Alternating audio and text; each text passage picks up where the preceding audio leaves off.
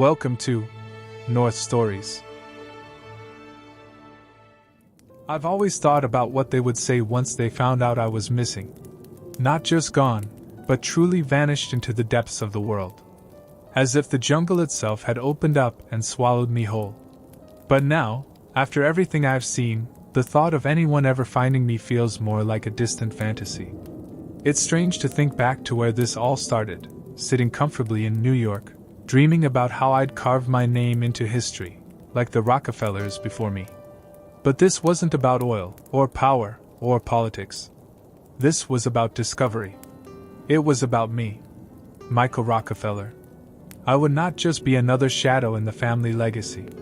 I would bring back something that the world had never seen, something more valuable than wealth or influence. I was going to bring back knowledge. The unseen, the unheard, the untouched. That's how it started anyway. The Asmat people had fascinated me ever since I first read about them. The mystery, the stories of their wooden carvings, their ceremonies. A culture so untouched, so raw, so real. Of course, there were the rumors, cannibalism, the violence between tribes. But that was all part of the allure, wasn't it?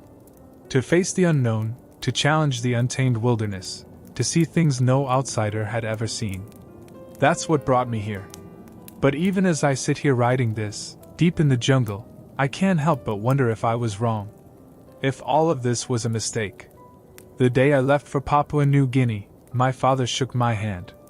His grip was firm, his smile proud, but his eyes held something else. It wasn't fear, exactly. But it wasn't comfort either. He didn't say anything about it, of course. A Rockefeller doesn't express doubt. A Rockefeller doesn't hesitate. But I saw it, in that brief moment, a flicker of uncertainty. Perhaps he knew, even then, that I wouldn't return. Or maybe it was just my imagination, looking back now with the weight of hindsight pressing down on me. The journey began as any grand adventure might. The heat of the tropics hit me the moment I stepped off the plane, the air thick with humidity. My guide, Hendrik, a man who had spent years navigating these wildlands, met me with a cigarette hanging from his lips and a tired look in his eyes. He'd been hired to take me deep into Asmat territory, to help me make contact with the tribes. He was the kind of man who spoke little but seemed to know everything. I trusted him completely. At least at first. The first few days were uneventful. We traveled by boat down the muddy rivers, the jungle stretching out endlessly on either side. The sound of birds, insects, and the occasional distant animal echoed through the trees. The deeper we went, the more isolated we became. There were no villages, no other people, just the jungle and the water, pressing in from all sides. It wasn't long before we started encountering the first signs of the Asmat. Carvings along the riverbanks, tall, thin wooden totems, their faces twisted into grotesque expressions. Hendrik would nod, pointing them out, explaining the significance of each one. They were markers, he said. Warnings. But they didn't scare me. In fact, they only excited me more. I was getting closer. Closer to the heart of it all. Then we met them.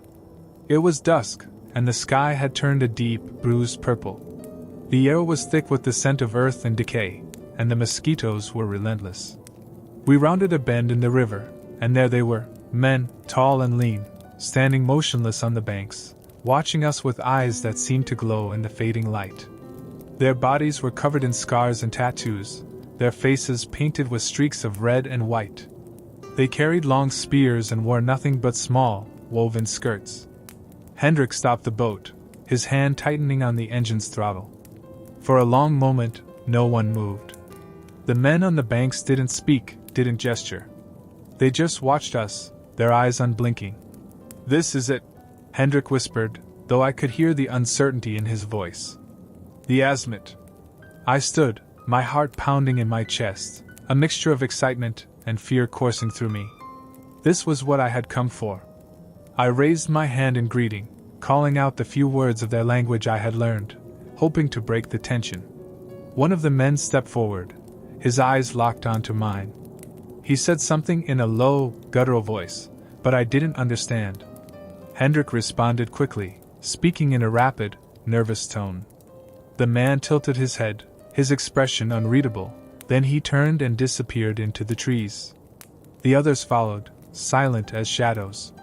Hendrik exhaled, a long, slow breath. We go. Now. But we just got here. I protested, my voice filled with a frustration I hadn't realized was there. This was my moment. My chance to make history. I couldn't leave now. They're not ready, Hendrik said, his eyes scanning the trees. We wait. And so we did. 4 days. The Asmat men would appear on the riverbank each morning, always silent, always watching. But they never approached, never spoke again. Hendrik grew restless, pacing the boat, muttering under his breath. I felt it too, a growing unease that crept into my mind during the long, silent nights. It was on the 5th day that things changed. I had ventured into the jungle alone, despite Hendrik's protests. I couldn't wait any longer. I needed to see them up close, to understand their world. The air was thick with the smell of damp earth and rotting leaves as I made my way through the undergrowth, my machete slicing through the vines that clung to my legs. That's when I saw it, a small clearing, hidden deep in the jungle. In the center stood a massive totem, taller than any I had seen before, its surface covered in intricate carvings of faces, animals, and strange, twisting shapes. And at its base, a figure. A woman, her skin painted white, her hair wild and tangled, crouched at the foot of the totem. She was humming softly, a low, melodic tune that sent chills down my spine. I froze, unsure of what to do. She hadn't seen me yet. I should have turned back. I should have left her there, untouched, unbothered. But I didn't. Instead, I took a step forward, the leaves crunching under my boots. Her head snapped up, her eyes locking onto mine. For a moment, neither of us moved. Then she smiled, a slow, eerie smile that seemed to stretch too wide across her face. Before I could react, she stood and began to walk toward me, her movements fluid and graceful, like a predator stalking its prey. My heart pounded in my chest as I took a step back, my hand tightening around the hilt of my machete. She stopped a few feet from me, her eyes scanning my face, my clothes, my hands. Then she spoke, her voice soft and lilting, like a song. "You are lost," she said, her words clear and precise, though her accent was thick and unfamiliar. I didn't respond. I couldn't. "You should not be here," she continued, her smile fading. "This place is not for you. I'm here to learn," I stammered, my voice sounding weak and pathetic in the silence of the jungle. She tilted her head, studying me for a long moment. Then she reached out, her fingers brushing lightly against my arm. Her touch was cold, sending a shiver through me. "You will learn," she said softly. "But not what you think." Before I could ask her what she meant, she turned and disappeared into the trees, her form swallowed by the shadows. I stood there, my heart racing, my mind spinning. I wanted to follow her, to demand answers, but my legs refused to move. Eventually, I forced myself to turn back, retracing my steps to the boat. When I returned, Hendrik was waiting for me, his face pale and drawn. "We need to leave," he said, his voice trembling. "Why?" I demanded, my frustration boiling over. "We haven't even made contact yet. This is what we came for." Hendrik shook his head, his eyes wide with fear. "You don't understand. They know you're here now. And they're watching." I didn't listen. I couldn't. This was my chance, my moment. I wasn't about to turn back now. But looking back, I wish I had. Because that was the moment everything started to fall apart. When they found me, I was already too far gone. I couldn't stop thinking about the woman I'd seen in the clearing. Her eyes, the way she'd spoken to me like she knew something I didn't. Her words echoed in my mind, "You will learn, but not what you think." It was cryptic, unsettling, and somehow more than anything Hendrik had warned me about. I couldn't explain why, but I felt like I had crossed a line that couldn't be uncrossed. The Asmat continued to appear every morning, silent and distant, always watching us from the riverbank. It had been a week now, and Hendrik's unease had turned to outright fear. I could see it in the way he moved, the way he barely spoke anymore. He was losing patience with me, and I couldn't blame him. I was pushing harder, demanding that we go deeper into their territory, that we make real contact. He refused, but I kept insisting. "Michael, listen to me," Hendrik said one evening, his voice low and urgent as we sat by the campfire. "We've seen enough. We've pushed our luck too far. These people, they aren't like us. You don't understand what's at stake here." But I wasn't ready to give up. I couldn't. I was too close. Every day, I could feel the weight of history pressing down on me, the need to prove myself, to prove that I wasn't just another spoiled Rockefeller playing at adventure. I had to bring something back, something extraordinary, something no one else could. "We're staying," I told him firmly, my voice harsher than I intended. "I'm not leaving until we make contact." Hendrik stared at me, his eyes filled with a mixture of anger and something else, something like pity. "Then you're on your own," he said, standing up abruptly. "I'll take the boat back downriver tomorrow. If you're smart, you'll come with me." He turned and walked away, disappearing into the shadows. I sat there alone by the fire, staring into the flames, my mind racing. Part of me wanted to listen to him, to pack up and leave this place behind. But I couldn't shake the feeling that I was on the edge of something monumental. Something that would change everything. I didn't sleep that night. Every sound in the jungle seemed louder, more threatening.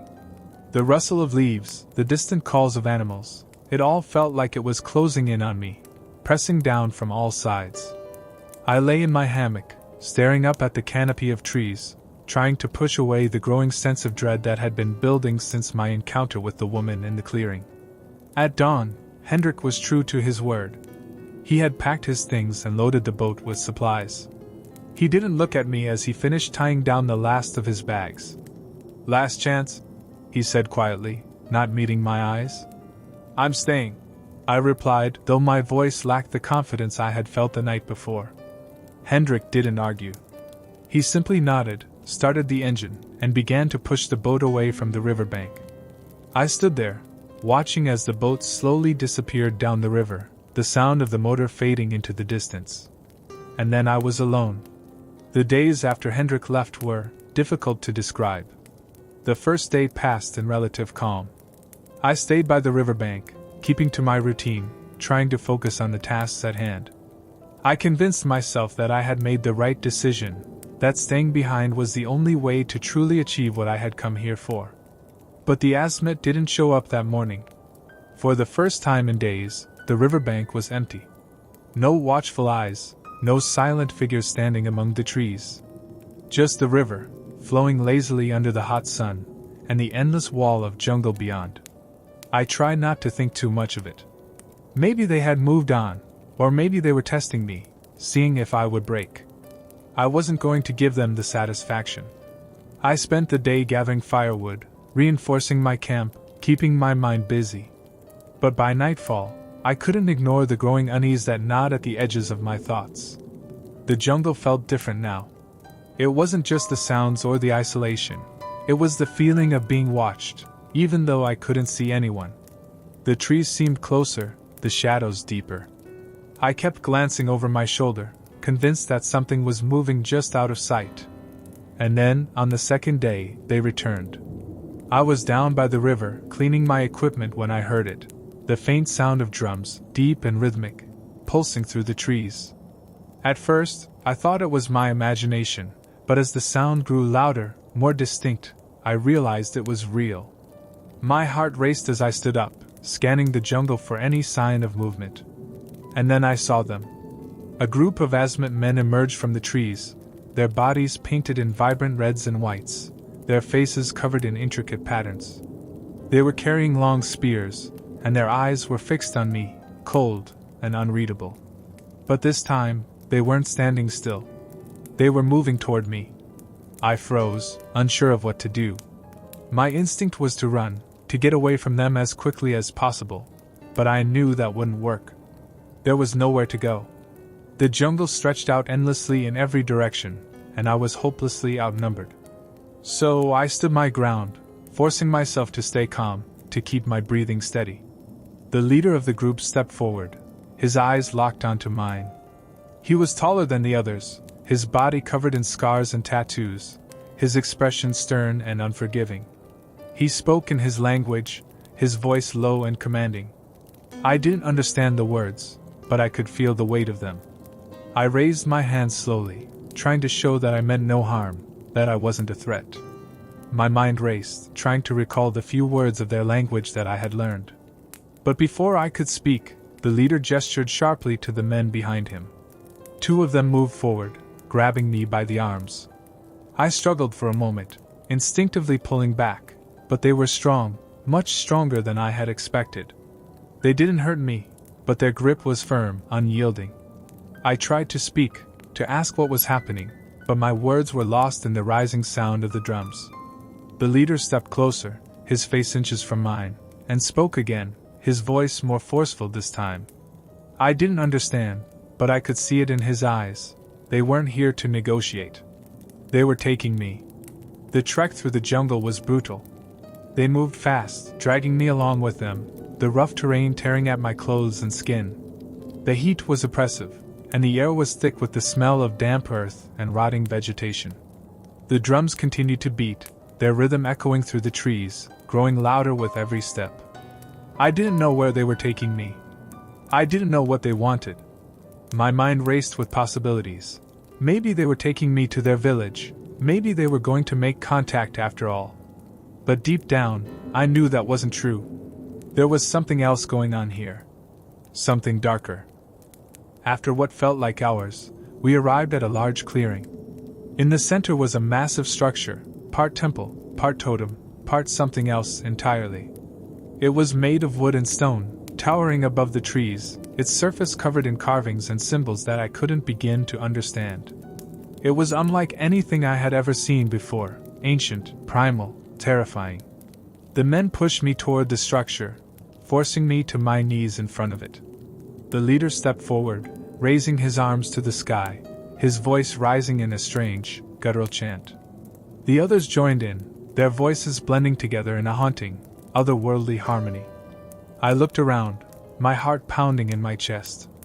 There were more of them now, dozens of Asmit, emerging from the jungle, their eyes fixed on me. They formed a circle around the clearing, watching in silence as the leader continued to chant. And then, out of the shadows, she appeared. The woman from the clearing. Her face was painted white, just as it had been before, her eyes dark and unreadable. She moved slowly, gracefully, like a predator stalking its prey. The crowd parted for her, and she made her way toward me, her gaze never leaving mine. When she reached me, she knelt down, her face inches from mine. She smiled again, that same eerie, too wide smile that had haunted my dreams since our first encounter. "You have learned," she whispered, her voice soft and melodic. "But there is more to know." I tried to speak, to ask what she meant, but the words wouldn't come. My mouth was dry, my throat tight with fear. She stood, turning to face the leader. The chanting grew louder, more intense, the drums pounding in time with my heartbeat. And then, without warning, everything went silent. The woman raised her arms, and the crowd fell to their knees, their heads bowed in reverence. She turned back to me, her eyes gleaming in the flickering light of the torches that surrounded us. "This is the end of your journey," she said softly, almost gently. "But it is only the beginning of ours." Before I could react, before I could even think, she raised her hand and pointed to the structure behind me. And that's when I saw it. A massive carving stretched across the wooden surface of the structure behind me, its intricate lines and patterns swirling and twisting into shapes that made my head spin. The faces of men and animals blended together in a chaotic dance of life and death, their eyes hollow and dark, their mouths wide open as if caught in an eternal scream. But there was something else, something at the very center of the carving. A figure, taller and more detailed than the others, looming over them like a god or a demon. Its face was hidden in shadows, but its eyes seemed to be staring straight at me. I felt a cold shiver run down my spine, my skin prickling with a sense of dread that I couldn't shake. It was as if the carving itself was alive, watching me, waiting for something. I tried to look away, to break free from its gaze, but I couldn't. My legs felt like lead, my breath shallow, my heart pounding in my chest like a drum. The woman's voice brought me back, soft and lilting, cutting through the fog that had settled over my mind. "You see it, don't you?" she whispered, her smile widening. "You feel it. The power. The knowledge that has been hidden here for centuries." I wanted to deny it, to tell her that I didn't know what she was talking about, but the truth was, I did feel it. There was something in that carving, something ancient and terrifying and real. It wasn't just a piece of art, a relic of some lost culture. It was alive, in a way that I couldn't explain. It had been waiting here, buried in the depths of the jungle, hidden from the world until now. Until me. The realization hit me like a punch to the gut. This was why I had come here. This was what had been calling to me from the moment I set foot in the jungle. The azimuth, the woman, the carvings, everything had led me to this moment. But what was it? What did it all mean? "You are afraid," the woman said, her eyes narrowing as she studied my face. "Good. Fear is the first step. It is what keeps us alive, what keeps us from the abyss. But it is not enough." She reached out and placed a hand on my shoulder, her touch cold and firm. "There is something you must do, something that will unlock the truth. But you must be willing. You must choose." "Choose what?" I croaked, my throat dry, my voice barely above a whisper. Her smile faded, replaced by a look of intense seriousness. "You must join us," she said softly, but there was no kindness in her voice anymore. "You must become one with the azimuth, with the jungle, with the spirit that dwells here. Only then will you understand." I didn't know what she meant, not fully, but I could feel the weight of her words pressing down on me, the gravity of the choice she was offering. This wasn't just about learning their ways, about understanding their culture. It was something deeper, something darker. And I knew, without a doubt, that if I said yes, there would be no going back. My heart raced as I looked around the clearing. The azimuth men were still kneeling, their heads bowed, their faces hidden in the shadows. The leader stood silently beside the woman, his expression unreadable. And beyond them, the jungle stretched out into the darkness, vast and endless, a living, breathing entity that seemed to pulse with the rhythm of the drums. I thought about my father, about the life I had left behind in New York. The expectations, the pressure, the weight of the Rockefeller name. I had come here to escape all of that, to prove that I was more than just a legacy, more than just the heir to a fortune I hadn't earned. But now, standing on the edge of something I couldn't fully comprehend, I realized that I had gone too far. This wasn't about proving myself anymore. This was about survival. I hesitated, my mind racing. What would happen if I refused? Would they let me go? Would they kill me? Or would they leave me here, alone in the jungle, to be swallowed up by the darkness? The woman's eyes bore into mine, unblinking, waiting for my answer. "I can't," I whispered, my voice barely audible. "I can't do this." For a moment, there was silence. The woman didn't move, didn't react. She just stared at me, her expression unreadable. And then, slowly, she lowered her hand from my shoulder and stepped back. "You disappoint me, Michael," she said, her voice cold and distant now. "But I expected as much. You are still one of them, after all." Before I could respond, she turned and walked away, disappearing into the shadows of the jungle. The leader of the azimuth men followed her, and one by one, the others rose to their feet and began to file out of the clearing, leaving me alone in front of the massive carving. The drums had stopped, and the only sound that remained was the soft rustling of the trees, the whisper of the wind through the leaves. I stood there for what felt like hours, my mind reeling, my body frozen in place. What had just happened? What had I turned down? And what would happen now that I had refused? That night I couldn't sleep. I lay in my hammock, staring up at the stars through the canopy, my mind racing with questions I didn't have answers for. The jungle felt different now, quieter, darker, as if it was holding its breath, waiting for something. I tried to convince myself that I had made the right decision, that whatever the woman had been offering me wasn't worth the risk. But deep down, I couldn't shake the feeling that I had missed something important. That I had turned my back on a truth that could have changed everything. The next morning, I awoke to an eerie silence. The usual sounds of the jungle, birds, insects, the rustle of leaves, were gone, replaced by an oppressive stillness that made the hair on the back of my neck stand on end. I sat up, my muscles stiff and sore, and looked around the camp. Everything was as I had left it the night before, my gear, my supplies, the fire pit. But something was wrong. I couldn't put my finger on it, but the air felt heavier, thicker, as if the jungle itself was pressing down on me. I stood up slowly, my eyes scanning the trees, but I didn't see anything unusual. Just the endless wall of green, stretching out in every direction. And then I heard it, a faint, almost imperceptible sound, like the distant echo of footsteps. My heart leapt into my throat as I turned, trying to pinpoint the source of the noise. But there was nothing. No movement, no figures emerging from the trees. Just the silence.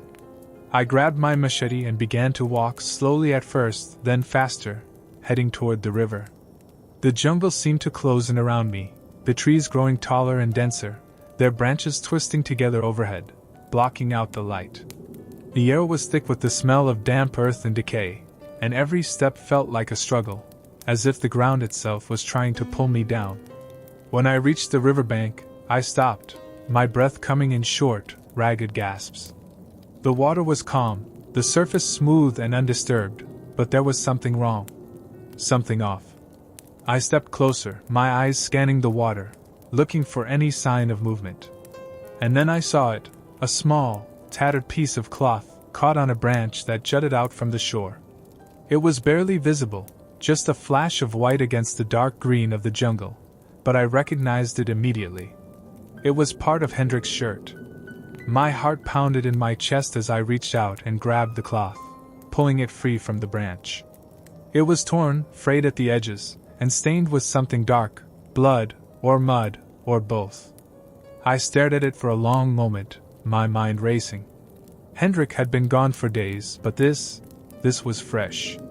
Panic surged through me as I looked around, half expecting to see his body floating in the water or lying somewhere on the riverbank. But there was nothing. No sign of him. Just a piece of cloth, and the overwhelming sense that I was not alone. I stuffed the cloth into my pocket and turned, my eyes scanning the trees. The feeling of being watched was stronger now, more intense. I could feel it, the weight of unseen eyes tracking my every move. And then, from deep within the jungle, I heard it. A voice. Faint at first, barely more than a whisper, but unmistakable. It was calling my name. I froze, my mind struggling to make sense of what I was hearing. It couldn't be. There was no way anyone knew I was here. Hendrik was gone, the Asmet had left me alone. And yet there it was again. The voice, soft and insistent, calling out through the trees. Michael! It was closer now, more distinct. My blood ran cold as I turned, scanning the dense jungle, trying to locate the source.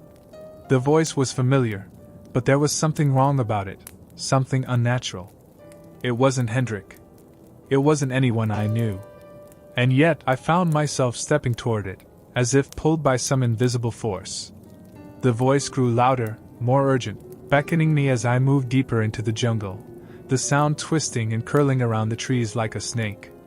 My heart was pounding in my chest, my breath shallow as I pushed through the thick undergrowth. Each step felt heavier, as though the very air was thickening, slowing me down. The voice was closer now, clearer, but there was something eerie about it. It felt like a memory, a voice I should recognize, but distorted in a way that made my skin crawl. Michael, come closer, it whispered, a faint echo of familiarity. But I couldn't place it.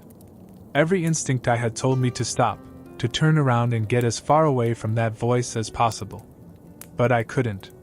My feet kept moving, one after the other, dragging me deeper into the darkness. It was as if I had lost control of my own body, as though some unseen force was pulling me towards something I didn't understand, something I wasn't ready to face. The trees thickened around me, their twisted branches reaching out like skeletal arms, blocking out the sunlight. Shadows danced across the forest floor, flickering in the dim light, and the air grew colder, more oppressive. The voice continued to call my name, growing louder, more insistent, until it was the only sound I could hear. Michael! Suddenly, the jungle opened up into a small clearing, and the voice fell silent. I stood there, my breath coming in ragged gasps, my eyes scanning the clearing. It was eerily quiet, too quiet. The usual sounds of the jungle, birds, insects, the rustling of leaves, were gone, replaced by an unnatural stillness that made the hair on the back of my neck stand on end. In the center of the clearing stood a single structure, a crude wooden hut built from branches and vines, its roof sagging under the weight of the jungle. It looked ancient, abandoned, but there was something about it that filled me with a deep sense of unease. I knew, instinctively, that this was the source of the voice, the place it had been leading me to. I hesitated at the edge of the clearing, every muscle in my body screaming for me to turn back, to leave this place behind. But I couldn't. I had come too far. Whatever was inside that hut, I needed to see it. I needed to understand what was happening to me. Slowly, cautiously, I stepped forward, my feet sinking into the soft earth as I approached the hut. The air was thick with the smell of damp wood and decay, and every step felt like it took an eternity. My heart pounded in my chest, my hands trembling as I reached for the door. The wood was rough beneath my fingers, cold and wet. For a moment I hesitated, my mind racing with possibilities. What if this was a trap? What if the Asmid had set this up, some kind of elaborate trick to lure me deeper into their territory? But no, that didn't feel right. The Asmid didn't need tricks. They didn't need to lure me. They had already shown that they could take me whenever they wanted. This was something else. Something older. Something that had been waiting in the jungle for longer than any of us. With a deep breath, I pushed the door open. The inside of the hut was dark, lit only by a faint sliver of sunlight that filtered through the cracks in the roof. The air was thick with the smell of rot and something else, something metallic, like blood. My eyes adjusted slowly to the darkness, and as they did, I saw it. At the center of the room, lying on the dirt floor, was a body. My stomach lurched, and I staggered back, my hand flying to my mouth to stifle a scream. The body was mutilated, its limbs twisted at unnatural angles, its skin pale and lifeless. It was barely recognizable as human, its face a mess of scars and wounds, its chest caved in as if something had crushed it. I forced myself to look away, my mind reeling. Who was this? How had they ended up here, in this remote corner of the jungle? And more importantly, what had happened to them? Then, out of the corner of my eye, I saw something glinting in the darkness.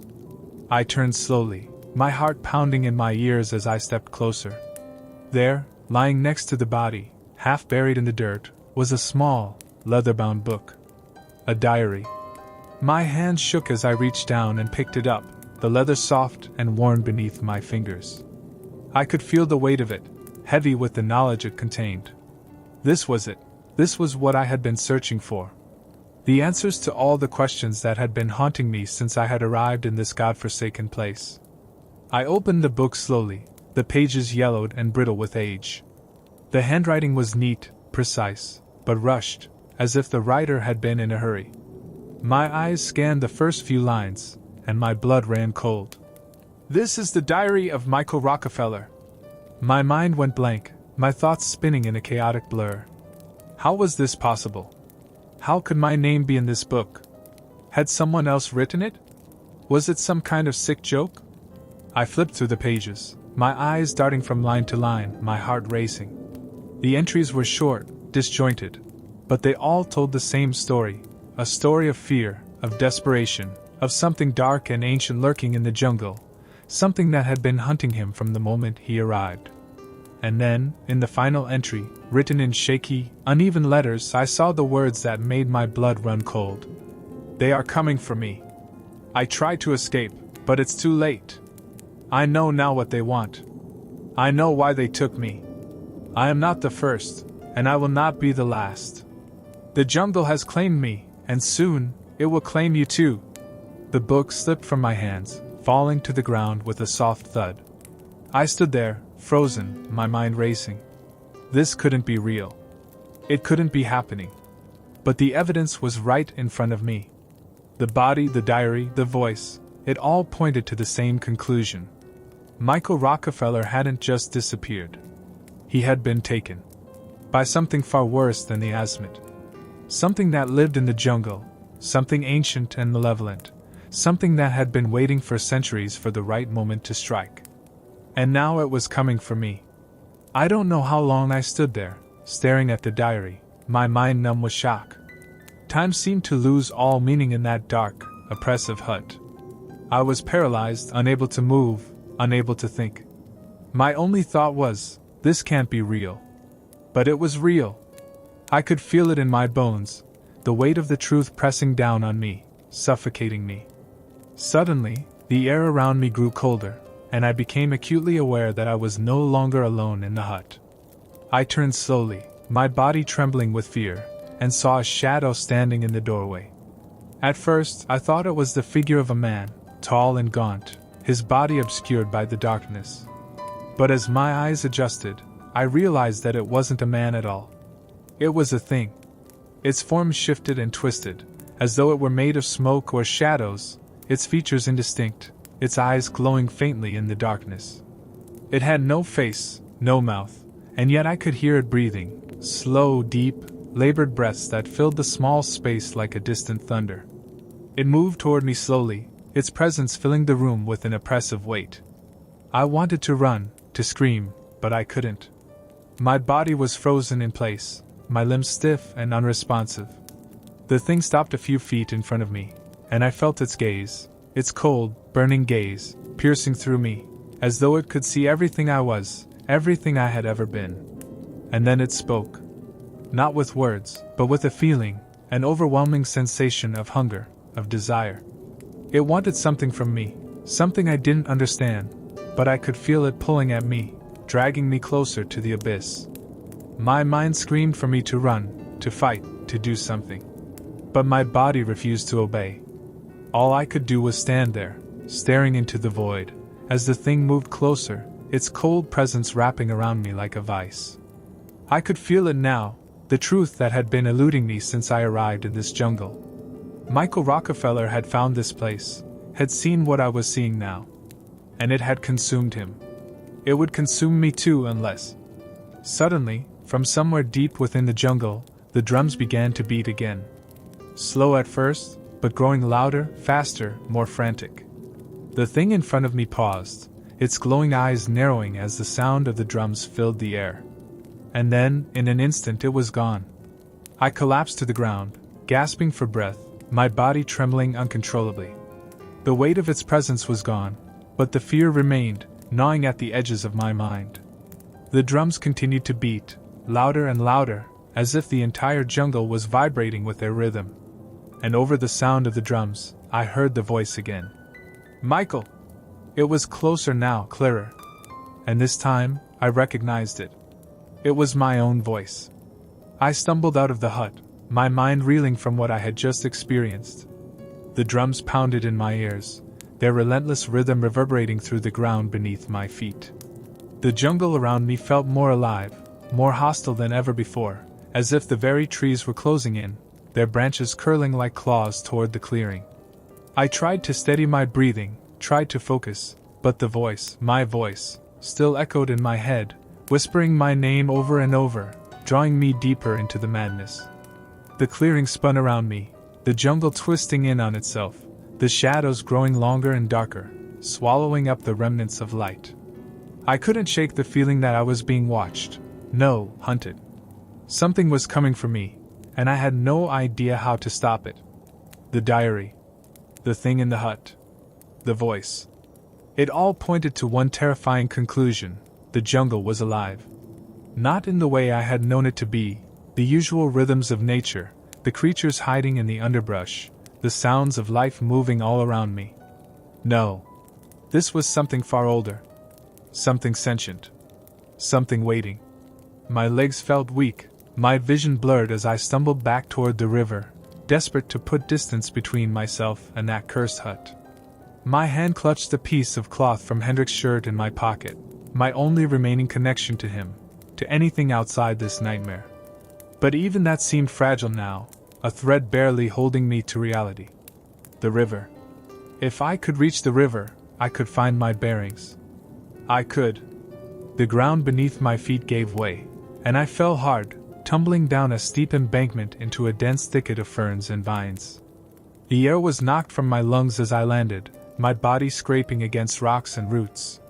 For a moment, I lay there, dazed and gasping for breath, the world spinning around me.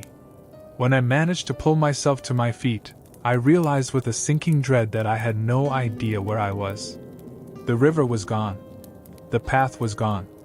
All I could see were the towering trees, their branches entwined like a tangled web above me, blotting out the sky. Panic surged in my chest. I was lost in the middle of a jungle that was no longer just a jungle. I spun around, trying to find some landmark, some clue to where I had fallen, but everything looked the same. The trees, the ferns, the vines, they all seemed to shift and change the moment I looked away, like the jungle itself was warping, rearranging to trap me. And then I heard it again. The voice. But this time, it wasn't calling my name. It was laughing. A low, guttural sound, echoing through the trees, bouncing off the trunks like a twisted mockery of human laughter. I turned in every direction, but I couldn't pinpoint the source. It was everywhere and nowhere at once, swirling around me like the wind, wrapping me in its cold, mocking tone. The laughter grew louder, more deranged, as if whatever was out there took pleasure in my confusion, my fear. I backed up, tripping over roots and rocks, my machete slipping from my belt as I scrambled to get away from the sound. My pulse raced, my heart hammering in my chest. "Who's there?" I shouted, my voice cracking. "What do you want from me?" For a moment, there was silence, broken only by the distant beat of the drums.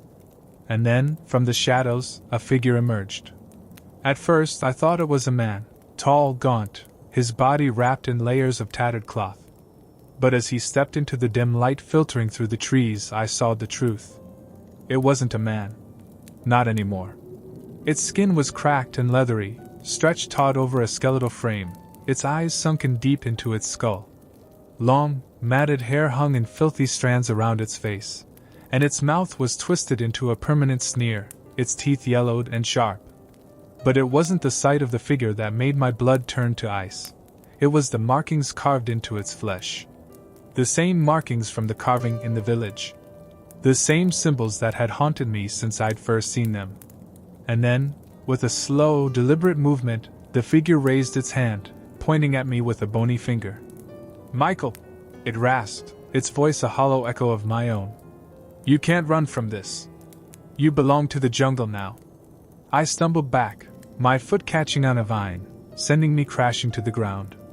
My breath came in short, panicked gasps as I scrambled to get away, but the figure just stood there, unmoving, watching me with those hollow, unblinking eyes. "You will join us," it whispered, its voice cutting through the air like a knife. "You will become us." My hands found the machete, and in one desperate motion, I swung it up in front of me, the blade trembling in my grasp. The figure didn't react, didn't move. It just kept watching, that mocking smile still plastered on its face.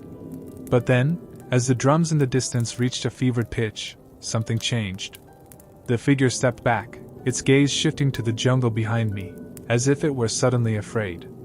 I turned, my heart racing, trying to see what had caught its attention, but all I could see were the trees, twisting, swaying as the drums echoed louder and louder. And then, out of the darkness, I saw them. More figures. Emerging from the jungle, their bodies emaciated, their faces hollow, just like the one that had first appeared. They moved with an unnatural grace, their limbs swaying with the rhythm of the drums, their eyes glowing faintly in the dim light. There were dozens of them. No, hundreds. Surrounding me, cutting off any path of escape. They were everywhere, their forms shifting and blending with the shadows, as though the jungle itself was spitting them out. And in their hands they held crude carved weapons, spears, knives, axes, each one stained with the dark, unmistakable color of dried blood. The first figure smiled again, wider this time, its teeth gleaming in the faint light. "You will see," it whispered, its voice a twisted parody of comfort. "You will understand." The drums stopped. The silence that followed was suffocating, pressing down on me like a weight I couldn't bear. And then, with a sound that was somewhere between a roar and a scream, the figures charged. I barely had time to raise the machete before they were on me, their hands clawing at my clothes, their weapons slashing through the air. I swung wildly, trying to fend them off, but there were too many, their bodies crowding around me, their faces twisted in a frenzy of bloodlust. I felt the cold sting of a blade slice across my arm, the warmth of blood running down my skin, but I didn't stop. I couldn't. I swung the machete again and again, my mind a blur of panic and fear, my vision narrowing to nothing but the sea of faces in front of me. But no matter how many I fought off, more kept coming. Their hands grabbed at me, pulling me down, their voices chanting in a language I didn't understand. I could feel my strength fading, my limbs growing heavy, the weight of the jungle pressing down on me, suffocating me. And then, just as I thought I would be overwhelmed, everything stopped. The figures froze in place, their hands still outstretched, their eyes still locked on me, but they didn't move. The jungle fell silent again, the air heavy with anticipation. From the shadows, a new figure emerged. Taller than the others, its body draped in long, flowing robes of woven vines and leaves. Its face was hidden beneath a hood, its features obscured by the shadows, but I could feel its presence, its power. The other figures parted as it approached, their heads bowed in reverence. I tried to back away, but my body wouldn't obey. I was trapped, pinned in place by the weight of their gaze. The hooded figure stopped a few feet away from me, its head tilting slightly as it regarded me. I could feel its eyes on me, cold and unfeeling, as though it were studying me, evaluating me. Then, in a voice that was both ancient and inhuman, it spoke. "You have been chosen," it said, its words dripping with authority. "The jungle has claimed you. You will be reborn." Before I could react, it reached out and placed a hand on my chest. A jolt of cold, unnatural energy surged through me, and my vision blurred, my mind spiraling into darkness. I gasped, trying to claw my way back to consciousness, but the darkness was too strong, too deep. It was like sinking into the abyss, every thought and memory slipping through my fingers like water. Time itself seemed to distort, and I couldn't tell if I was falling for seconds or centuries. Images flashed through my mind, fragments of the past, pieces of my life before the jungle, before everything had gone wrong. I saw my father's face, stern and imposing, always distant but always there, a symbol of the life I had left behind. I saw the tall skyscrapers of New York, the glimmering city lights at night, the noise and chaos of a world that now felt like a dream. And then, suddenly, those images twisted, turning dark, consumed by the jungle, swallowed whole by the vines and shadows. I heard whispers, not just in my ears but inside my head, echoing through the dark recesses of my mind. They were indistinct at first, just fragments of words, but soon they grew louder, more insistent. "You are one of us now. You cannot escape." I wanted to fight, to push back, but my body felt distant, unresponsive, like I was trapped in my own skin, helpless. I could feel the cold hand on my chest still, the sensation of that hooded figure's touch burning like a brand, marking me, claiming me. And then, as suddenly as it had come, the darkness receded. I woke with a start, my body jerking as I found myself lying on the forest floor, surrounded by the twisted figures that had attacked me. But something had changed. The air was different, heavier, and I felt an odd, disorienting sensation, as if I were seeing the world through a new lens. The figures stood silently around me, their heads bowed, their weapons lowered.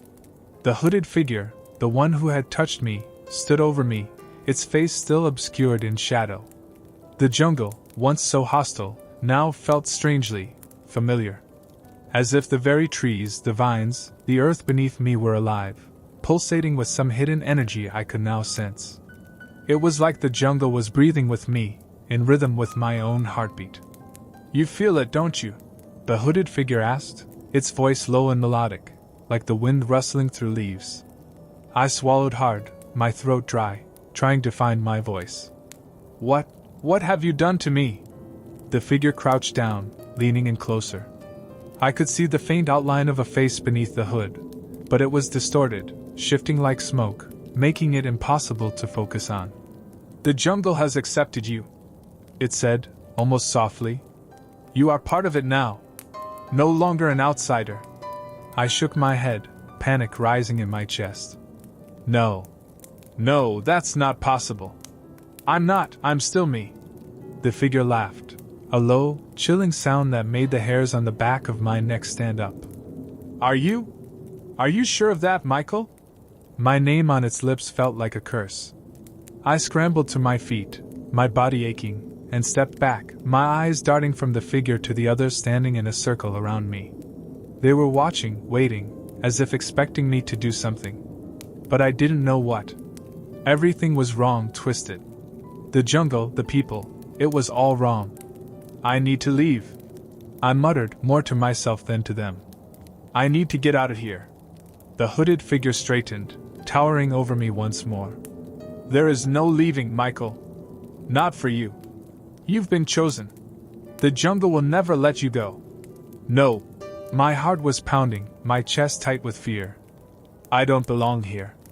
This isn't This is your home now. The figure interrupted, its voice firm but oddly calm. You are one of us. I looked down at my hands, expecting to see them shaking with fear, but they were steady. Too steady. And then I noticed something else, something that made my breath catch in my throat. My skin was changing. It wasn't obvious at first, just a faint discoloration, as if the very texture of my skin was shifting. But as I stared, horrified, I saw it more clearly. The skin on my hands and arms was darkening, thickening, becoming rough and leathery, like the bark of a tree. No. I whispered, backing away, but there was nowhere to go. The circle of figures had closed in around me, their glowing eyes watching with a kind of twisted reverence. This is your transformation, the hooded figure said, its voice soft now, almost gentle. You are becoming one with the jungle. You will never be lost again. I wanted to scream, to run, but my legs felt like lead, my body growing heavier with each passing second. The changes weren't just in my skin. I could feel it inside me, a creeping, unnatural sensation, like vines wrapping around my bones, tightening with each breath. I don't want this, I shouted, my voice breaking. I don't want to become one of you. The hooded figure tilted its head, as if considering my words, and then it spoke again, quietly but with a certainty that sent a chill down my spine. It doesn't matter what you want, Michael. The jungle has already claimed you. The others began to chant softly in that strange, ancient language, their voices rising and falling in unison, a hypnotic, rhythmic sound that seemed to pulse through the air. I felt it vibrating through the ground beneath my feet, through the trees, through the very air around me. The jungle was alive in a way I had never understood before. And it had me now. My breathing grew ragged, each breath a struggle as I tried to fight the growing sense of inevitability washing over me. My skin continued to harden, the transformation spreading up my arms and across my chest. I felt detached, as if my body was no longer mine, as if I were just a passenger in some horrific, unstoppable process. The hooded figure reached out again, placing its cold, twisted hand on my shoulder, and I flinched at the touch. But this time, there was no searing pain, just a numbness, a coldness that spread through me like ice. You will understand in time, it whispered. You will find peace in the jungle's embrace. I shook my head, tears burning in my eyes, but I couldn't speak. My throat felt tight, my voice trapped somewhere deep inside me. All I could do was stand there, helpless, as the jungle continued to claim me, its power coursing through my veins. But then, through the haze of fear and confusion, I remembered something, the diary. The diary I had found in the hut. Michael Rockefeller's diary. My mind clung to that memory, a lifeline in the chaos, and I realized with a jolt of horror what was happening. This wasn't just a physical transformation. It was more than that. The jungle wasn't just taking my body, it was taking me. My memories, my identity, everything that made me who I was. Just as it had taken Michael Rockefeller. Just as it had taken countless others before him. And if I let it, I would disappear, just like they had. No, I whispered, the word barely audible over the chanting. No, I won't let you. I forced myself to move, my legs heavy, my body stiff, but I pushed through the pain, through the fear. I had to find a way out. There had to be a way out. The jungle might have claimed me, but I wasn't going to give up, not yet. With a burst of strength, I shoved the hooded figure aside and broke through the circle of twisted figures. They didn't chase me, didn't move to stop me, but I could feel their eyes on my back as I stumbled through the trees, my heart pounding in my chest. The jungle closed in around me, the vines and branches grabbing at my clothes, my skin, but I kept going, pushing forward, deeper into the unknown. I didn't know where I was going, didn't know if there was anywhere left to go. But I couldn't stop. I wouldn't stop.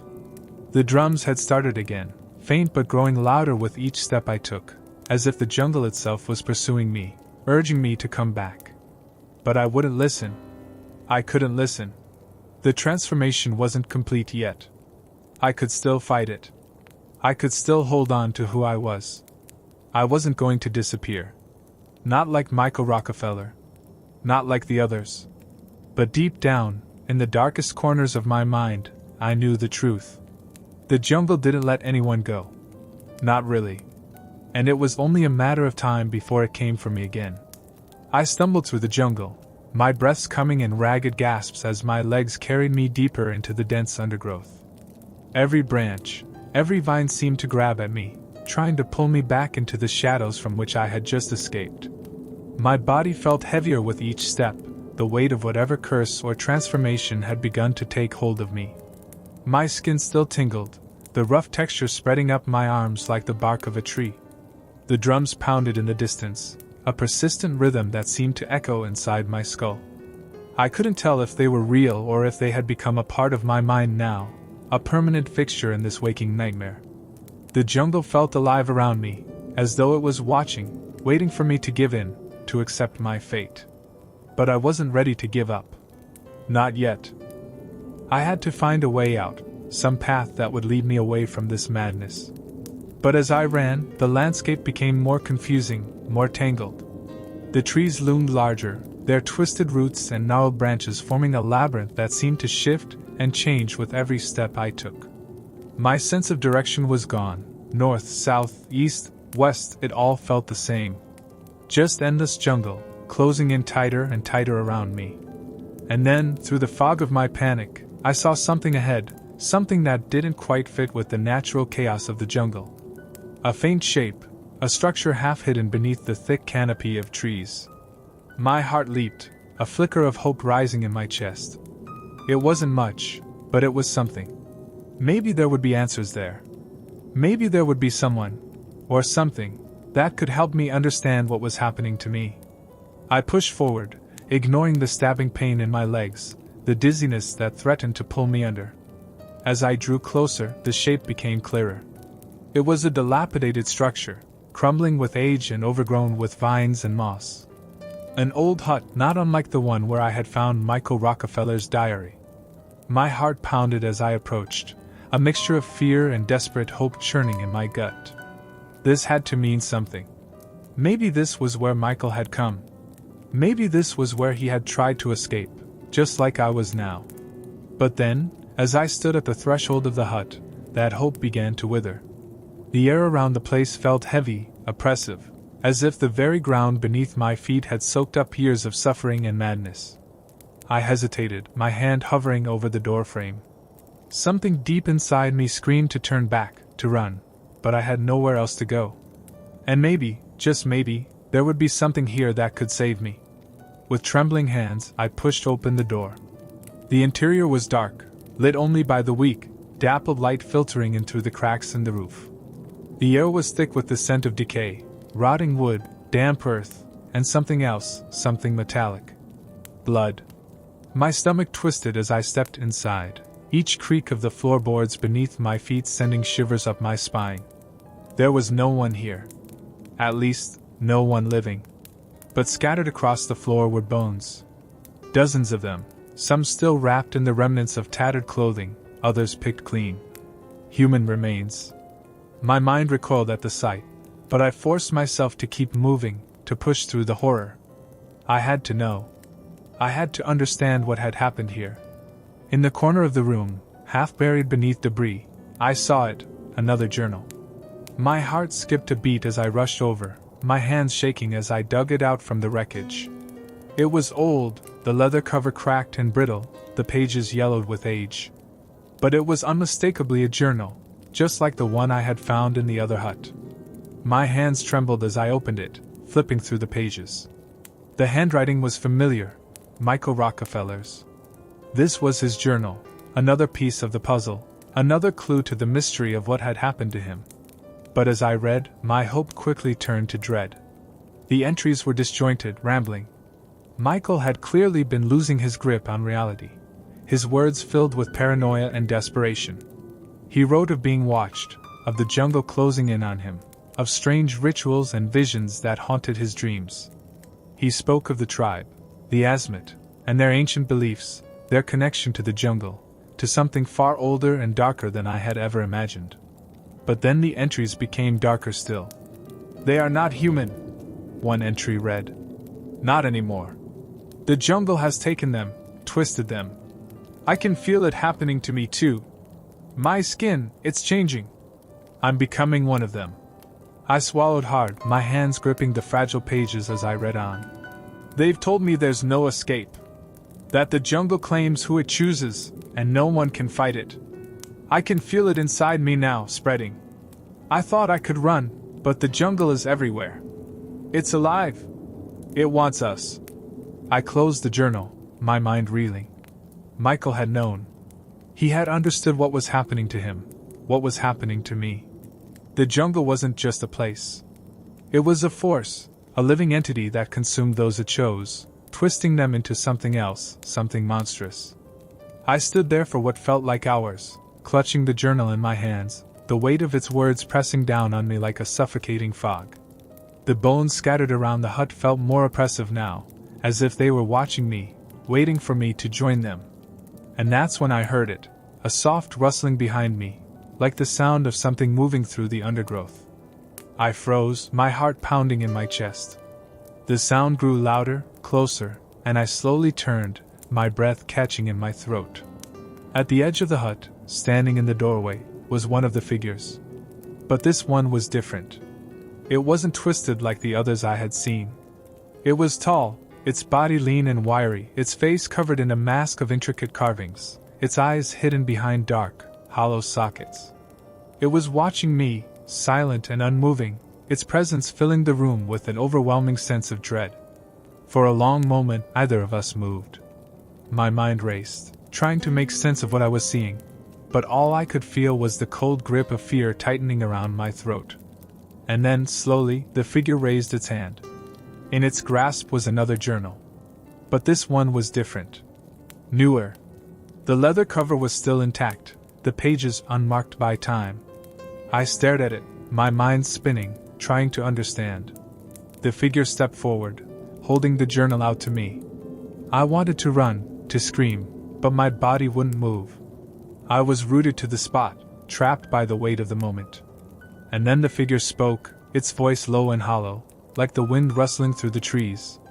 "This is yours," it said. "You must continue the story." I stared at the journal in its hand, my mind reeling. Was this some kind of sick joke? Some twisted game the jungle was playing with me? But the figure's voice was calm, almost gentle, as if it truly believed what it was saying. "You are the next," it whispered. "The jungle has chosen you." My hand trembled as I reached out, grasping the journal. The moment my fingers touched the leather, I felt a jolt of energy, like the very pulse of the jungle was surging through me. "No," I whispered, pulling back. I'm not him. I'm not Michael." But the figure just stood there, its hollow eyes watching me, its presence as still as the trees outside. "You will be. it said softly. And then, just as suddenly as it had appeared, the figure turned and walked away, disappearing into the shadows of the jungle. I stood there, staring down at the journal in my hands, my mind a whirl of confusion and terror. I didn't want this. I didn't want to be part of this nightmare. But deep down, I knew the truth. The jungle had already claimed me. And now, I was part of the story. I stood there for what felt like hours, the journal clutched in my trembling hands, my mind teetering on the edge of madness. The jungle outside the dilapidated hut had gone unnervingly quiet, the usual cacophony of insects, birds, and distant animal calls replaced by an oppressive silence. It was as though the very air had stilled, waiting for something, perhaps waiting for me to make my next move.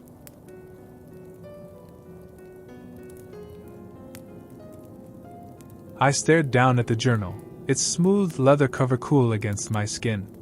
The figure's words echoed in my mind, repeating like a broken record. You must continue the story. But I didn't want to. I couldn't. This wasn't my story, this was Michael Rockefeller's. This was a tale of madness, of transformation, of being claimed by something so ancient and malevolent that I couldn't even begin to comprehend it. And yet, hadn't I already been drawn in? The feeling in my skin, the tingling sensation crawling beneath the surface like 1,000 tiny roots taking hold. I was already becoming a part of this, whether I liked it or not. The jungle had marked me. I could feel it. The realization was like a weight pressing down on my chest, making it hard to breathe. I had read Michael's words, seen his descent into madness, his futile attempts to escape. And now I had seen the bones, the remnants of those who had come before him. How many had there been? How many had this jungle claimed, twisted, and absorbed into its endless, suffocating green? The journal in my hands felt heavier than it should. I hesitated, my fingers tracing the edges of the cover. I didn't want to open it. I didn't want to read what was inside. But I knew that I didn't have a choice. Not really. With a deep breath, I slowly flipped it open. The pages were blank. For a brief moment, I felt an overwhelming wave of relief. Maybe it was just some kind of trick, a blank journal given to me as part of this twisted game. But that relief was short-lived. As I stared down at the first page, faint lines of writing began to appear, as though invisible ink was revealing itself under some unseen light. My heart pounded in my chest as the words took shape, one by one. I knew the handwriting. It was mine.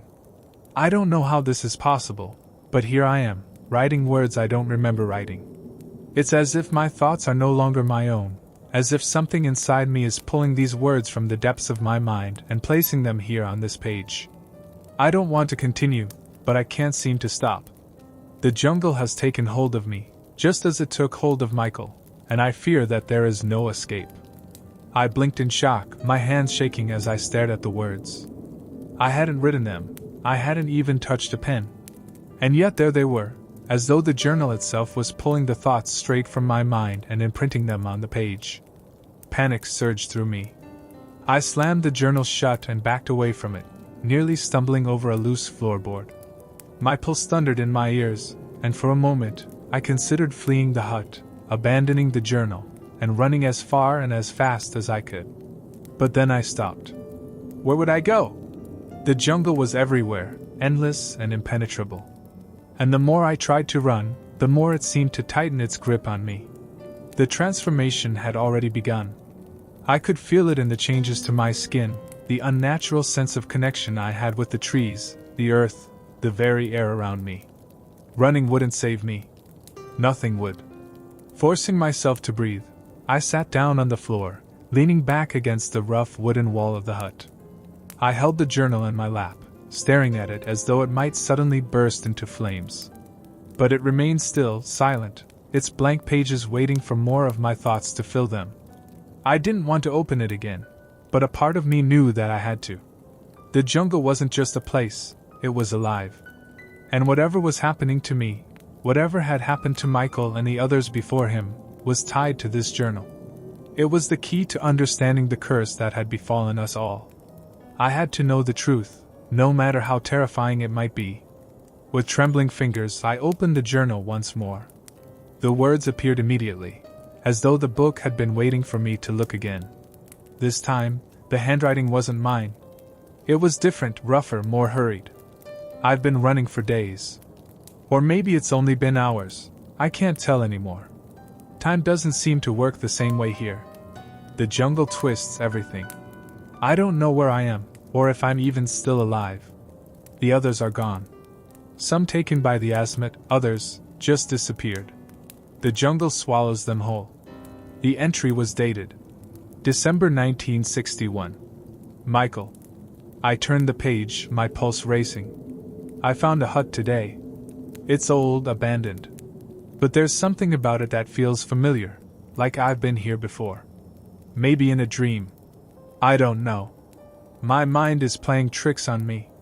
The transformation is getting worse. My skin, it's changing. I'm losing myself.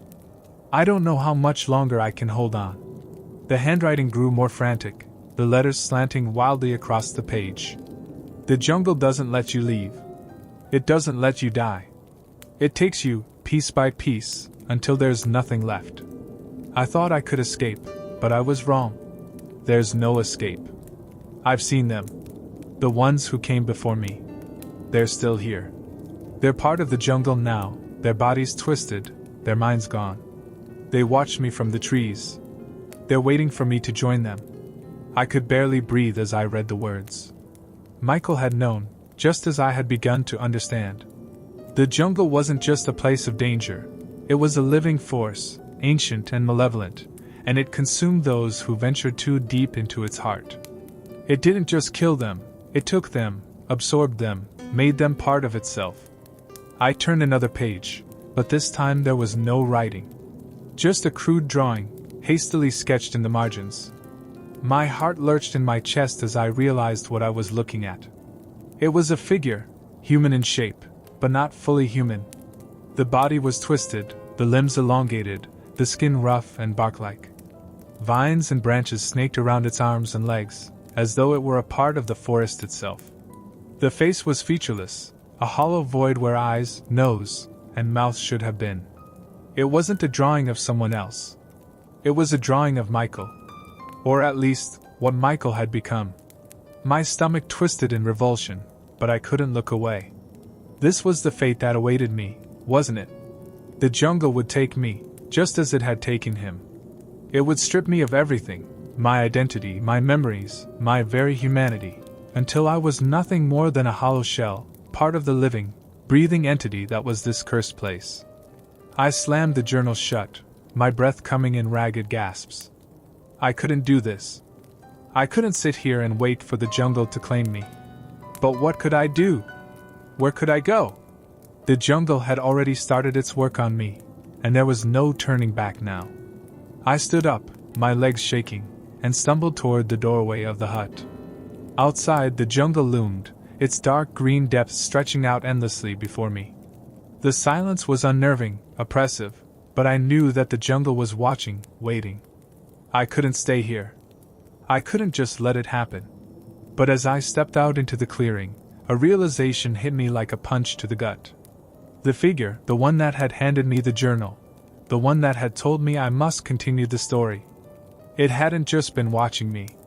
It had been watching itself. Because it was me. Or what I would become. The transformation had already begun. I staggered into the jungle, my mind reeling with the realization that hit me like a tidal wave. The figure, the one who had handed me the journal, the one whose hollow voice had whispered those terrible words. It wasn't just some distant vision or twisted guardian of the forest. It was a reflection of what I was becoming. The jungle wasn't just taking me, it was remaking me. The drums began again, faint at first but growing louder with every step I took. That steady, unrelenting beat that had haunted me since I first arrived, now pulsing in time with the rhythm of my heart. I couldn't tell if it was coming from outside or within, if the sound was real or some terrible trick of my own mind. It didn't matter anymore.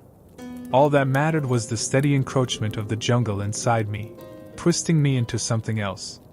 The journal was still clutched tightly in my hands, its weight pulling me down like an anchor. Each step I took felt heavier, as though the earth beneath my feet was sucking me in, dragging me deeper into the heart of this cursed place. I had to keep moving, had to find a way to stop what was happening to me. But the truth had become undeniable. I was already too late. My skin itched, and when I looked down at my arms, I saw that the changes were progressing faster than before. The texture had become rougher, the surface of my skin darkening, small patches of it taking on a bark-like quality. I scratched at it furiously, trying to tear it away, but the effort only sent waves of pain shooting up my arms. It was as if the jungle had taken root inside me, and every attempt to fight it only drove the transformation deeper. "Stop!" I shouted, though I wasn't sure of who or what I was shouting at. The jungle? The entity that was controlling it? Myself? My voice echoed back at me, swallowed by the thick, humid air. The oppressive silence that followed was almost worse than the sound itself. I had to think, had to focus. But every time I tried to center my thoughts, they slipped away, dissolving into fragments and half-formed ideas. There was no clarity anymore, only a fog of confusion and fear. And with every passing second, the fog grew thicker. I stumbled forward, pushing through the dense foliage, the branches tearing at my clothes, the vines seeming to wrap themselves around my legs as if trying to pull me back. I forced myself onward, though each step became more of a struggle. My mind kept circling back to Michael's journal, to the words that had been scrawled there in his final, desperate moments. "The jungle doesn't let you leave." I had seen the proof of that with my own eyes, Michael's transformation, the scattered bones of those who had come before him, and now my own body slowly succumbing to the same fate. But something in me refused to give in. Even now, when everything seemed hopeless, when the jungle's grip on me was tightening by the second, a small voice deep inside whispered that there had to be a way out. There had to be. I don't know how long I wandered like that, lost in the twisting maze of trees and vines. Time had ceased to have any meaning. The jungle seemed to warp it, stretch it, twist it into something unrecognizable. I could have been walking for minutes or hours or days, and I wouldn't have known the difference. But then, through the thick haze of confusion, I heard something that stopped me in my tracks. Voices. At first, I thought it was just another trick of the jungle, another hallucination sent to torment me. But as I stood there, straining to listen, the voices grew louder, clearer. They were coming from somewhere nearby, just beyond the thick wall of trees ahead of me. My heart leapt in my chest, a surge of hope breaking through the fog of despair. People. There were people here. Maybe they could help me, maybe they knew a way to stop this, to escape this nightmare.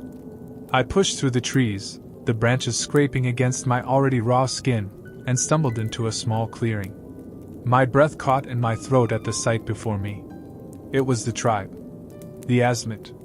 They were gathered around a large fire, their dark forms illuminated by the flickering flames. The rhythmic pounding of drums filled the air, accompanied by low, guttural chants that seemed to vibrate through the very earth beneath my feet. The men were adorned in elaborate headpieces and body paint, their eyes shining with a strange intensity as they moved in unison, their movements almost hypnotic. I froze, my body instinctively wanting to retreat back into the shadows. The fear that had been gnawing at me since I first arrived surged to the surface. A primal terror that warned me to turn back, to run as far and as fast as I could. But something held me there, rooted to the spot, unable to move. I watched as the figures circled the fire, their chants growing louder, more urgent. And then, through the haze of smoke and flickering light, I saw something that made my blood run cold. At the center of the clearing, tied to a post, was a man. His body was thin, emaciated, his skin pale and streaked with blood. His head hung low, his long hair matted and filthy, obscuring his face. But there was something familiar about him, something that made my heart stop. Michael. It couldn't be. He was dead. He had to be dead. And yet there he was, his body bound and broken, barely clinging to life. I took a step forward, my mind racing. I had to do something. I couldn't just stand here and watch. But before I could move, before I could even call out his name, the chanting stopped. The entire clearing fell silent, the only sound the crackling of the fire, and the faint rustle of the wind through the trees. One of the asthmatic men stepped forward, a tall, imposing figure with a painted face and a long spear in his hand. He stood in front of Michael, his expression unreadable as he raised the spear above his head. I opened my mouth to scream, to stop him, but no sound came out. My body was frozen, paralyzed by some unseen force. The spear came down, and with it, everything went black. When I came to, the clearing was gone. The fire, the tribe, Michael, everything had vanished, swallowed up by the jungle once again. I was lying on the ground, my body aching, my limbs heavy. For a moment, I thought it had all been a dream, some twisted hallucination brought on by the jungle's influence. But then I felt the journal still clutched in my hand, its weight solid and real. I pushed myself to my feet, my mind still spinning. What had just happened? Had I really seen Michael, or was it just another trick of the jungle? And if it was real, what had they done to him? I looked down at the journal, my heart pounding in my chest. There was only one way to find out. With trembling hands, I opened it to the next blank page. And once again, the words began to appear. I thought I had escaped, but the jungle has a way of pulling you back. It knows your deepest fears, your darkest secrets. And it uses them against you. I swallowed hard, my hands shaking as I turned the page. I've seen them now. The others. They're part of the jungle, but they're not dead. Not really. They're trapped here, their bodies twisted and broken, but their souls are still here. Watching. Waiting. And they're waiting for me.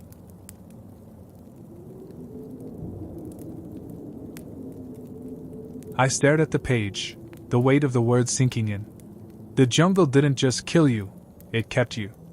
It trapped you here, in this twisted purgatory, forever a part of its endless cycle of death and rebirth. And now, it had me too. But I wasn't going to give up. Not yet. I turned the page, determined to find the answers, determined to keep going. Because if Michael could still be out there, if he had somehow survived this long, then maybe, just maybe I could too. And so I walked deeper into the jungle, the journal in hand, the drums still pounding in the distance. The story wasn't over yet. But I feared the ending was already written. I walked for what felt like days. Time, as always in the jungle, became an abstract concept, stretched and distorted by the oppressive, living canopy above me. My legs ached with every step, my skin felt like it was made of bark, and the whispers that came from the trees, they weren't just in my head anymore. They were real. Each step felt heavier than the last, as though the ground itself was pulling me down, forcing me to join whatever cursed layer of existence the jungle kept hidden beneath the surface. The journal burned in my hands, as if alive, as if wanting me to continue the story it was telling. But the words that appeared on the pages, my words, Michael's words, had slowed. Now, it seemed, the jungle itself was writing its own end. I stumbled upon a familiar clearing. The hut. The fire pit, long cold, was now a crater in the ground, overrun with vines and moss. The silence was thick. The air hung heavily around me, unmoving and damp. I didn't know why I had returned here, or if I had ever truly left. The jungle had a way of twisting reality, pulling you into circles, making you chase your own shadow until you didn't know which way was forward. But then I heard it. A faint rustling in the brush, like the soft scraping of bark against bark. And through the dark tangle of roots and branches I saw it. The figure, the one that had first handed me the journal, the one that was becoming me. No longer a distant specter, it was closer now, clearer, though its face was still hidden by a veil of moss and vines. I stepped back instinctively, my heartbeat drumming in my ears. My hands trembled, the journal slipping from my fingers and landing in the dirt with a soft thud. For a moment, I considered running, but something deep inside me, some gnawing sense of inevitability, held me in place. The figure moved toward me, slow but deliberate. The closer it came, the more I could feel it, the transformation. It was no longer just my skin that was changing. The vines that had once felt like invaders creeping up my arms now felt like they were a part of me. The whispers in the trees were no longer foreign, they were mine. It stopped just a few feet from me, and for the first time, I saw its face. Or rather, I saw my face. Twisted, hollow, but unmistakably mine. The figure that had haunted me since my arrival was no stranger. It was me, a future version of myself, a glimpse of what I was destined to become. My mind screamed in protest, rejecting the sight before me. I didn't want to believe it, didn't want to accept that this was my fate. But deep down, I had always known. The moment I had entered the jungle, the moment I had picked up Michael's journal, I had sealed my fate. "You cannot escape," it said, the words not spoken aloud but rather echoing inside my mind. Its voice was like mine but warped, like wind moving through hollow trees. "You are part of it now." I fell to my knees, my hands sinking into the soft, damp earth. The jungle was everywhere, inside me, outside me. There was no way out. The vines wrapped tighter around my arms, my legs, my chest. I could feel them tightening around my heart, around my soul. The figure crouched in front of me, its face inches from mine. I could feel its breath, or was it my own, hot and humid against my skin? "The story must continue," it whispered. "But not with you." And then, without another word, it reached for the journal. My hands, as if controlled by some unseen force, picked it up and handed it to the figure. I watched in a daze as it opened the book, its hollow eyes scanning the pages. The figure seemed to be reading something that wasn't there, as though seeing words that had yet to be written. Then, with a movement so fluid it was almost graceful, the figure turned and disappeared into the jungle, leaving me alone in the clearing. I wanted to cry out, to run after it, to demand the journal back. But I couldn't move. My body was frozen, paralyzed by the weight of the jungle's hold on me. The vines, now a part of my very flesh, pulled me downward, rooting me to the earth. I knew then that I was never leaving this place. The jungle had me. I was becoming it. The transformation was nearly complete. I could hear the drums again, faint at first but growing louder, more insistent.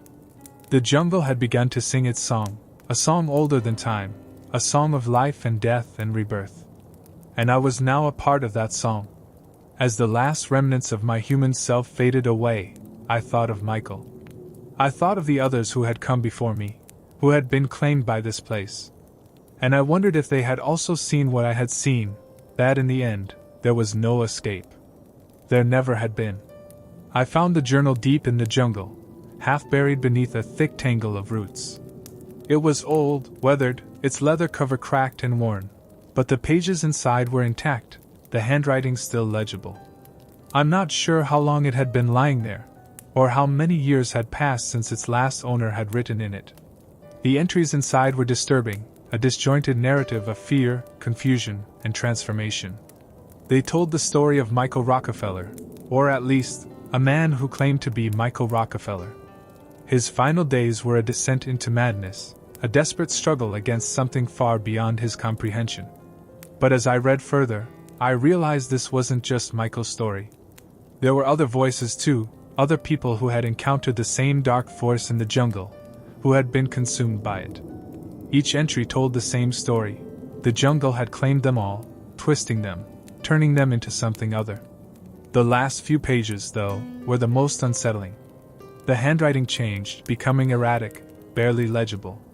The words no longer made sense, a frantic scrawl that spoke of faces in the trees, of voices in the wind, of being pulled into the earth. The final entry was short, a single sentence scribbled in shaky letters. "The jungle doesn't let you leave." I closed the journal, my hands shaking. I had come here to find answers, to uncover the truth behind Michael Rockefeller's disappearance. But what I had found was something far more terrifying. Michael Rockefeller was dead. Of that I had no doubt. But what had happened to him in those final days, what he had become in the depths of that jungle, I wasn't sure I wanted to know. I stood up, the journal still clutched in my hands, and looked around at the thick wall of trees that surrounded me. The jungle felt different now, as though it were watching me, waiting. I had come here looking for a story, But now, as I prepared to leave, I realized something. The story wasn't mine to tell. I threw the journal back into the jungle, where it belonged, and turned to leave. But as I walked away, I couldn't shake the feeling that the jungle had marked me too, that it was already beginning to take hold. And though I left the journal behind, I knew one thing for certain. The jungle never lets you leave. Thank you for listening.